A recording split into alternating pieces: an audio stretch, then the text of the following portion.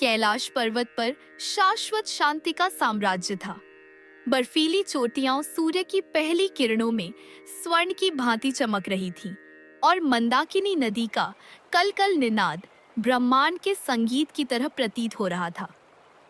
भगवान शिव, जिनके मस्तक पर चंद्रमा का शीतल प्रकाश था और जटाओं में गंगा की अविरल धारा समाई थी, अपनी चिर समाधि में लीन थे। उनके चारों ओर उनके प्रिय गण ध्यान मग्न थे और नंदी महाराज अपने स्वामी के चरणों में एकनिष्ठ भाव से बैठे थे। इसी दिव्य वातावरण में एक तेजस्वी आकृति धीरे धीरे महादेव की ओर बढ़ती रही थी। यह कोई और नहीं बल्कि भृगुवंशी जमदग्नि के पुत्र भगवान विष्णु के छठे अवतार परशुराम थे। उनके चेहरे पर असाधारण तेज, आंखों में ज्ञान की अनंत प्यास और हृदय में अपने गुरु भगवान शिव के प्रति असीम श्रद्धा थी।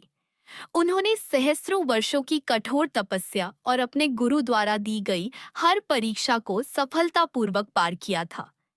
उन्हें दिव्यास्त्रों का ज्ञान था, युद्ध कला में वे निपुण थे और उनका फरसा दुष्टों के लिए काल का पर्याय था।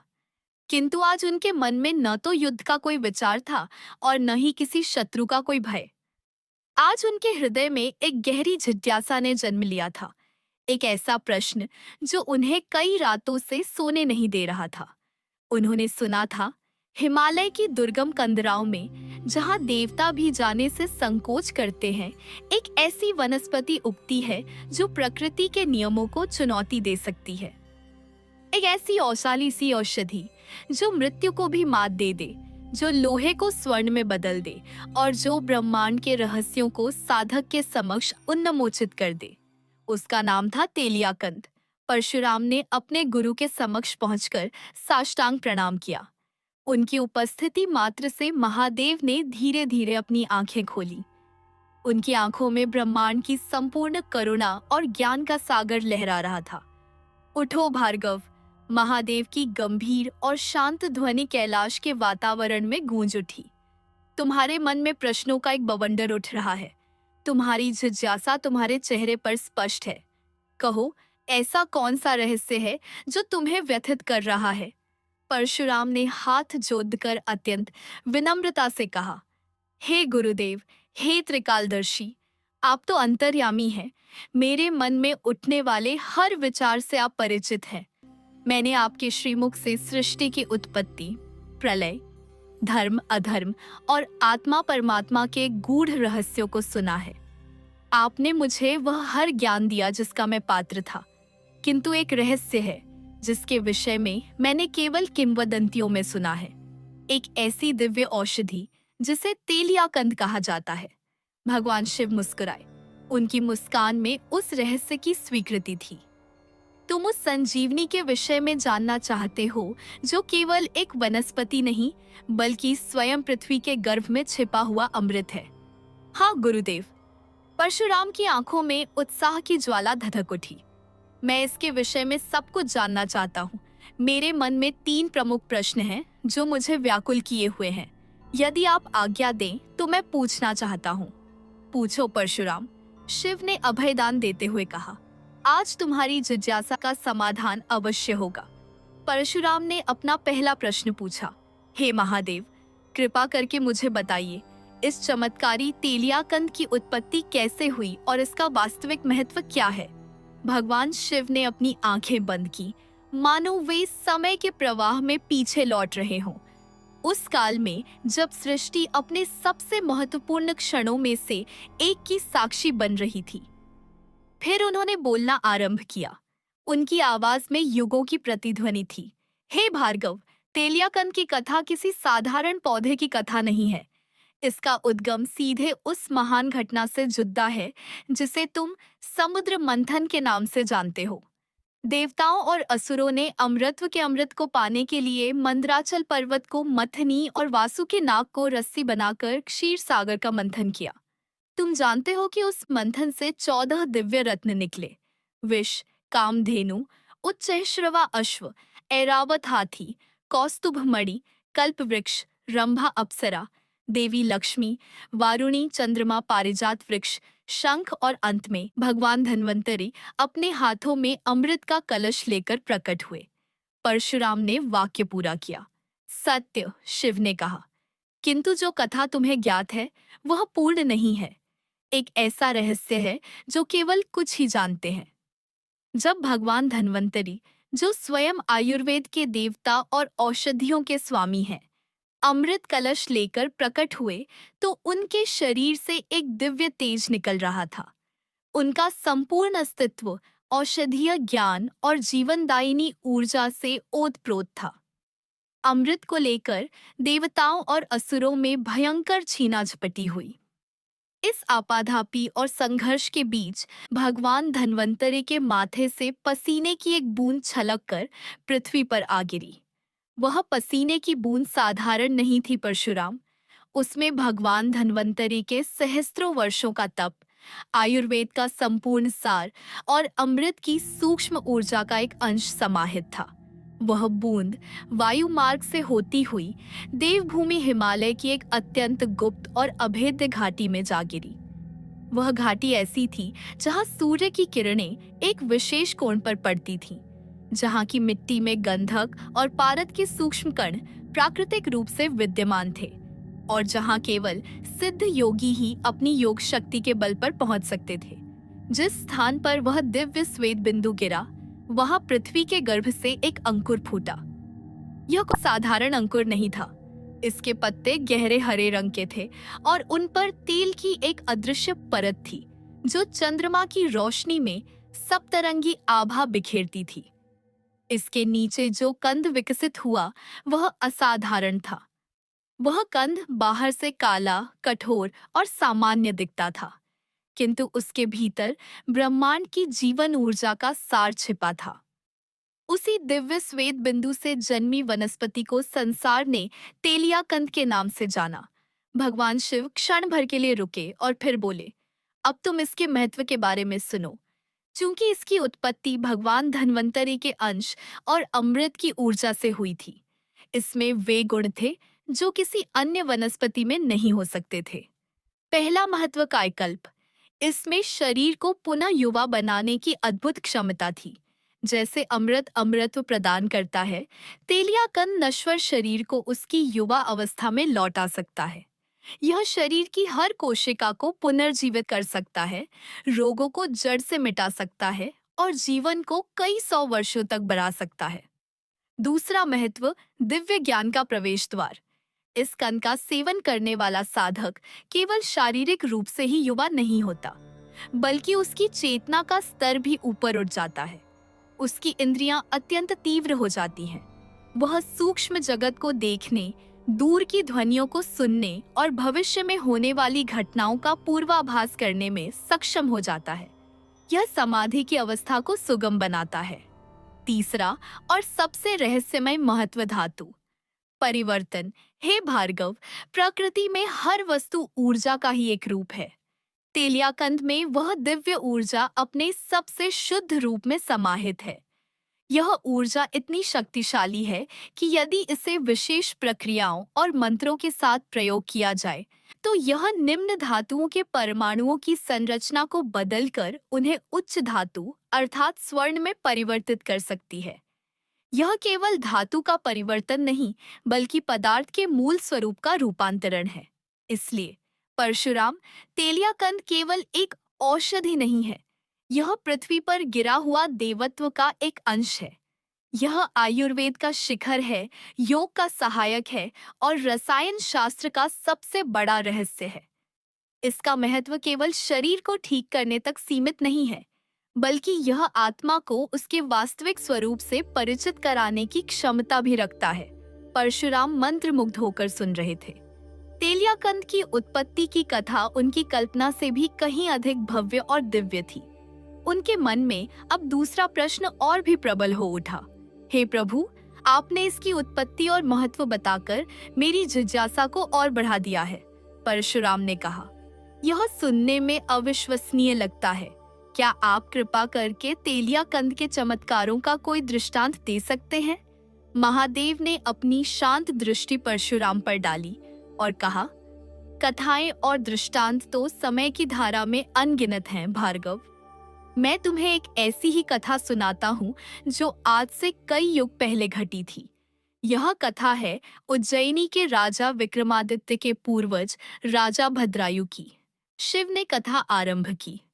प्राचीन काल में अवंतिका, वर्तमान उज्जैन नामक एक वैभवशाली नगरी थी, जहां राजा भद्रायु राज करते थे। वे जितने वीर और प्रतापी थे, उतने ही धर्मात्मा और प्रजापालक भी। उनके राज्य में प्रजा सुखी थी और धर्म का बोलबाला था, किंतु प्रारब्ध को कुछ और ही स्वीकार था। एक दिन राजा भद्रायु वन में आखेट के लिए गए। वहां उन्होंने एक मृग का पीछा करते हुए अपने सैनिकों से बिछड़कर गहन वन में प्रवेश कर लिया। संध्या हो चुकी थी। तभी उन्हें कुछ ऋषियों के मंत्रोच्चार का स्वर सुनाई दिया। वे उस ध्वनि का अनुसरण करते हुए एक आश्रम में पहुंचे। वहां महर्षि स्थूलकेश अपने शिष्यों के साथ यज्ञ कर रहे थे। राजा ने अनजाने में एक बड़ी भूल कर दी। वे अपने अश्व पर बैठे बैठे ही आश्रम में प्रवेश कर गए और महर्षि को प्रणाम किए बिना ही उनसे मार्ग पूछने लगे। महर्षि स्थूलकेश अत्यंत क्रोधी स्वभाव के थे। राजा के इस अशिष्ट व्यवहार से वे प्रचंड क्रोधित हो उठे। उन्होंने अपने कमंडल से जल लिया और राजा को शाप दिया। अरे अहंकारी राजा, तूने अपने राजमद में एक तपस्वी का अपमान किया है। जा, मैं तुझे शाप देता हूँ कि तू इसी क्षण एक सिंह का सिर और मनुष्य का धड़ धारण करेगा और इसी वन में हिंसक पशुओं की भांति भटकेगा। तेरी मुक्ति तभी होगी जब कोई तुझे तेलियाकंद की महिमा सुनाएगा। शाप के प्रभाव से राजा का सिर तुरंत एक विशाल सिंह में बदल गया। उनका सुंदर मुख भयानक जबड़ों और नुकीले दांतों से भर गया। वे अपनी इस दशा को देखकर भयभीत हो गए और वन में इधर उधर भटकने लगे। उनकी सेना उन्हें ढूंढकर थक गई और मान लिया कि राजा को किसी हिंसक पशु ने अपना ग्रास बना लिया है। कई वर्ष बीत गए। सिंह मुखधारी राजा भद्रायु वन में भटकते रहे, अपनी नियति पर विलाप करते रहे। एक दिन वे भटकते हुए पाताल लोक के नागराज तक्षक के पुत्र के समीप पहुंच गए। नागराज का पुत्र उन्हें देखकर भयभीत हो गया और उसने अपने पिता को सूचित किया। तक्षक ने अपनी दिव्य दृष्टि से देखा और राजा भद्रायु की पूरी कहानी जान ली। तक्षक के मन में करुणा जागी और वह राजा के पास गया। तक्षक ने राजा से कहा, हे राजन, तुम्हारी यह दुर्दशा महर्षि स्थूलकेश के शाप के कारण हुई है। तुम्हारी मुक्ति का एक ही उपाय है तेलियाकंद, किंतु वह औषधि देवताओं के लिए भी दुर्लभ है। तुम महाकाल की नगरी उज्जैनी जाओ और वहां क्षिप्रा नदी के तट पर भगवान शिव की घोर तपस्या करो। केवल महादेव ही तुम्हें इस शाप से मुक्त कर सकते हैं। राजा भद्रायु किसी तरह उज्जैनी पहुंचे। अपने भयानक रूप के कारण वे नगर में प्रवेश नहीं कर सकते थे। उन्होंने नगर के बाहर क्षिप्रा नदी के किनारे एक गुप्त स्थान पर शिवलिंग की स्थापना की और घोर तपस्या आरंभ कर दी। वे निराहार रहकर दिन रात ओम नमः शिवाय का जाप करने लगे। उनकी कठोर तपस्या से मैं प्रसन्न हुआ परशुराम, शिव ने कहा। मैं एक योगी के वेश में उनके समक्ष प्रकट हुआ और उनसे उनकी समस्या पूछी। राजा ने रोते हुए अपनी सारी व्यथा कह सुनाई। मैंने कहा, राजन, तुम्हारी मुक्ति तेलियाकंद में ही निहित है। मैं तुम्हें उसका रहस्य बताता हूँ। और फिर मैंने राजा भद्रायु को तेलियाकंद की वही कथा सुनाई जो मैंने अभी तुम्हें सुनाई है, उसकी उत्पत्ति, उसका महत्व और उसके गुण। जैसे ही मेरे मुख से तेलियाकंद की महिमा का वर्णन समाप्त हुआ, महर्षि स्थूलकेश का शाप भंग हो गया। राजा भद्रायु का सिंह मुख पुनः उनके सुंदर मानवीय मुख में परिवर्तित हो गया। वे मेरे चरणों में गिर पड़े और अपनी कृतज्ञता झापित की।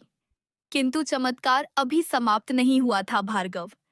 राजा भद्रायु ने मुझसे प्रार्थना की, हे प्रभु, आपने मुझे शाप से तो मुक्त कर दिया, किंतु इन वर्षों में मेरा शरीर जर्जर हो गया है और मेरी युवावस्था चली गई है। क्या मुझे मेरा पूर्व रूप पुनः प्राप्त हो सकता है? उनकी भक्ति से प्रसन्न होकर मैंने उन्हें तेलियाकंद को प्राप्त करने की विधि बताई। मैंने उन्हें उस गुप्त हिमालयी घाटी का मार्ग अपनी योग माया से दिखाया। राजा भद्रायु ने एक लंबी और कठिन यात्रा के बाद उस घाटी को खोज निकाला। वहां उन्होंने उस दिव्य वनस्पति को देखा जो चंद्रमा की रोशनी में चमक रही थी। उन्होंने मेरे बताए अनुसार विशेष मंत्रों का जाप करते हुए सोने की छुरी से उस कंद का एक छोटा सा टुकड़ा काटा।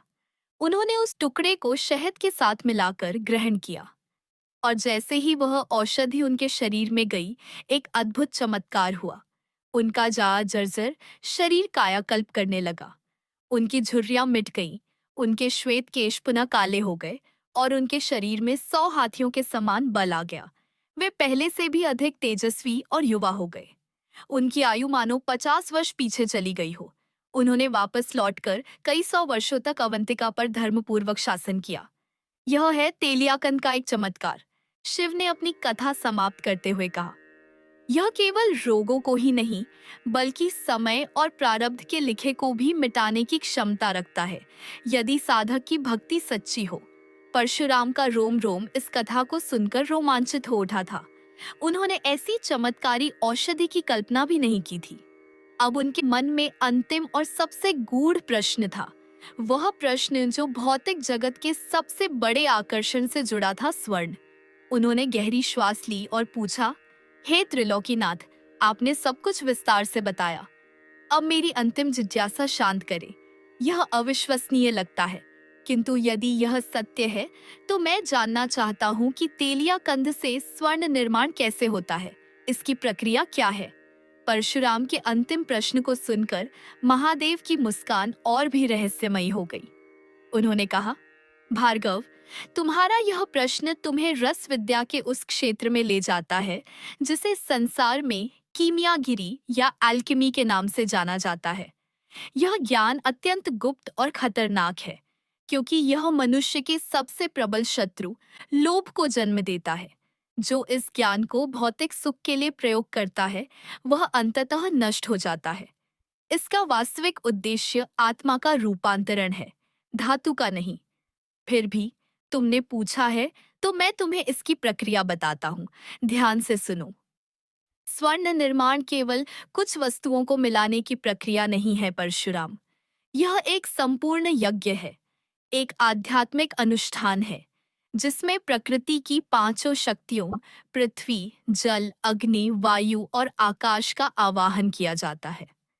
इस प्रक्रिया के लिए कुछ अत्यंत दुर्लभ और विशिष्ट सामग्री की आवश्यकता होती है। एक, तेलियाकंद का सत्व, द एसेंस। सबसे पहले तेलियाकंद का पूरा कंद प्रयोग नहीं होता। उसे एक विशेष कृष्ण पक्ष की चतुर्दशी की मध्य रात्रि में, जब आकाश में स्वाति नक्षत्र हो, तभी भूमि से निकाला जाता है। फिर उसे पत्थर की खरल में किसी अन्य धातु का स्पर्श कराए बिना कूटा जाता है। उसे कूटने के लिए भी मूंगे या हाथी दांत के मूसल का प्रयोग होता है। इस प्रक्रिया में से एक गाढ़ा तेल जैसा श्याम वर्ण का रस निकलता है। इस रस की एक बूंद में पूरे कंद की ऊर्जा होती है। इसे कंद तेल या गर्भ रस कहते हैं। 2, शुद्ध पारद, प्यूरिफाइड मर्क्यूरी। दूसरी ओर सबसे महत्वपूर्ण सामग्री है पारद अर्थात पारा। साधारण पारा विषैला और अशुद्ध होता है। उसे 18 विभिन्न संस्कारों से शुद्ध किया जाता है। उसे दुर्लभ जड़ी बूटियों के रस में महीनों तक घोला जाता है, तपाया जाता है और मंत्रों से अभिमंत्रित किया जाता है। इस प्रक्रिया के बाद जो पारद प्राप्त होता है उसे शिव वीर्य या सिद्ध पारद कहा जाता है। यह स्थिर, चमकीला और दिव्य ऊर्जा से युक्त होता है। यह स्वयं मेरे भौतिक स्वरूप का प्रतीक है। 3, दिव्य गंधक, प्योरिफाइड सल्फर। तीसरी सामग्री है गंधक। जैसे पारद शिव का प्रतीक है, वैसे ही शुद्ध गंधक को शक्ति का प्रतीक माना जाता है। इसे भी कई प्रक्रियाओं से शुद्ध करके इसकी दाहक प्रवृत्ति को शांत किया जाता है। यह सोने के निर्माण में उत्प्रेरक कैटलिस्ट का कार्य करता है। 4, आधार धातु, बेस मेटल। चौथी सामग्री है आधार धातु, जिसे स्वर्ण में बदलना है। इसके लिए सीसा या तांबा सबसे उपयुक्त माना जाता है। उसे भी अग्नि में तपाकर और विशेष अम्लों से धोकर शुद्ध किया जाता है। 5, मंत्र और यंत्र, द इनकैंटेशन एंड द apparatus। यह प्रक्रिया बिना मंत्रों के असंभव है। इसके लिए रस भैरव मंत्र का प्रयोग होता है, जो केवल गुरु शिष्य परंपरा में ही दिया जाता है। इस मंत्र में ध्वनि की ऐसी शक्ति होती है जो पदार्थ के अणुओं को पुनर्व्यवस्थित कर सकती है। यह प्रक्रिया एक विशेष रूप से बनाए गए मिट्टी या अष्टधातु के यंत्र में की जाती है, जिसे गर्भपात्र कहते हैं। महादेव ने प्रक्रिया का वर्णन करना आरंभ किया। सबसे पहले शुभ मुहूर्त में सिद्ध पारद की एक निश्चित मात्रा को गर्भपात्र में रखा जाता है। फिर रस भैरव मंत्र का जाप करते हुए उसमें तेलिया कंद के सत्व की केवल एक बूंद डाली जाती है। जैसे ही कंद तेल पारद से मिलता है, पारद उसे अपने भीतर सोख लेता है और उसका रंग बदलने लगता है। यह शिव और शक्ति के मिलन का प्रतीक है। इसके पश्चात इस मिश्रण में शुद्ध गंधक को धीरे धीरे मिलाया जाता है और मंत्रोच्चार जारी रहता है। अब इस गर्भपात्र को सील बंद करके एक विशेष प्रकार की अग्नि पर चढ़ाया जाता है। यह अग्नि न तो बहुत तेज होती है और न बहुत धीमी। इसे बालुका यंत्र, सैंड बाथ के माध्यम से नियंत्रित तापमान दिया जाता है। इस प्रक्रिया में कई दिन और कई रातें लग सकती हैं। गर्भपात्र के भीतर पारद, गंधक और कंद तेल का मिश्रण एक दिव्य रासायनिक क्रिया से गुजरता है। कंद तेल की ऊर्जा पारद को वह शक्ति देती है कि वह किसी भी धातु के मौलिक गुण को बदल सके। गंधक इस प्रक्रिया को स्थिरता प्रदान करता है। कई दिनों तक धीमी आंच पर पकने के बाद यह मिश्रण एक लाल रंग के पाउडर में बदल जाता है, जिसे रस सिंदूर या फिलोसोफर्स स्टोन कहते हैं। अब अंतिम चरण आता है। शुद्ध की हुई आधार धातु, जैसे तांबा, को पिघलाया जाता है। जब तांबा अपनी तरल अवस्था में होता है, तब इस रस सिंदूर की एक चुटकी मंत्रों के साथ उस पिघले हुए तांबे में डाल दी जाती है। और जैसे ही वह दिव्य सिंदूर पिघले हुए तांबे को छूता है, एक चमत्कार होता है। परशुराम, तांबे का लाल रंग बदलकर सूर्य के समान पीला हो जाता है। उसकी आणविक संरचना, एटॉमिक स्ट्रक्चर, पूरी तरह से बदल जाती है। वह अब तांबा नहीं रहता, वह शुद्ध दिव्य स्वर्ण बन जाता है। इस स्वर्ण में एक विशेष चमक और ऊर्जा होती है जो साधारण स्वर्ण में नहीं मिलती। शिव गंभीर हो गए। किंतु याद रहे भार्गव, यह प्रक्रिया भौतिक लाभ के लिए नहीं है। जो सिद्ध योगी इस प्रक्रिया को करते हैं, वे स्वर्ण का एक कण भी अपने लिए नहीं रखते। वे इसे लोक कल्याण के कार्यों में, यज्ञों में या आश्रमों के निर्माण में लगाते हैं। उनके लिए यह प्रक्रिया केवल अपनी चेतना को उस स्तर तक ले जाने का एक साधन है जहां वे सृष्टि के निर्माण के रहस्य को अपनी आंखों से देख सकें। यह समझना कि कैसे एक वस्तु दूसरी में रूपांतरित हो सकती है, स्वयं को यह याद दिलाना है कि आत्मा भी अज्ञान से ज्ञान में और नश्वरता से अमृतत्व में रूपांतरित हो सकती है। परशुराम स्तब्ध थे। उनके तीनों प्रश्नों के उत्तर मिल चुके थे। उन्होंने केवल एक औषधि के बारे में पूछा था, किंतु उनके गुरु ने उन्हें सृष्टि, आयुर्वेद, योग और रसायन शास्त्र के गहनतम रहस्य बता दिए थे। उन्हें समझ आ गया था कि तेलिया कंद केवल एक चमत्कार नहीं, बल्कि एक बहुत बड़ी जिम्मेदारी है। उनकी आंखों में अब उत्साह की जगह एक गहरी शांति और समझ थी। उन्होंने भगवान शिव के चरणों में अपना सिर रख दिया। हे गुरुदेव, आपने मेरी आंखों से अज्ञान का पर्दा हटा दिया है। मैं समझ गया हूँ कि सच्चा चमत्कार किसी जड़ी बूटी या स्वर्ण में नहीं, बल्कि ज्ञान और संयम में है। यह ज्ञान प्राप्त करके मैं धन्य हो गया। मैं आपको वचन देता हूँ कि मैं इस रहस्य की दिव्यता को बनाए रखूंगा और इसे कभी भी किसी ऐसे व्यक्ति के हाथ नहीं लगने दूंगा जो इसका दुरुपयोग कर सकता है। भगवान शिव ने अपना हाथ उठाकर परशुराम के सिर पर रखा। उनके स्पर्श मात्र से परशुराम के भीतर एक दिव्य ऊर्जा का संचार हो गया। तथास्तु भार्गव, महादेव ने कहा, तुम इस ज्ञान के सच्चे अधिकारी हो। जाओ और अपने धर्म का पालन करो।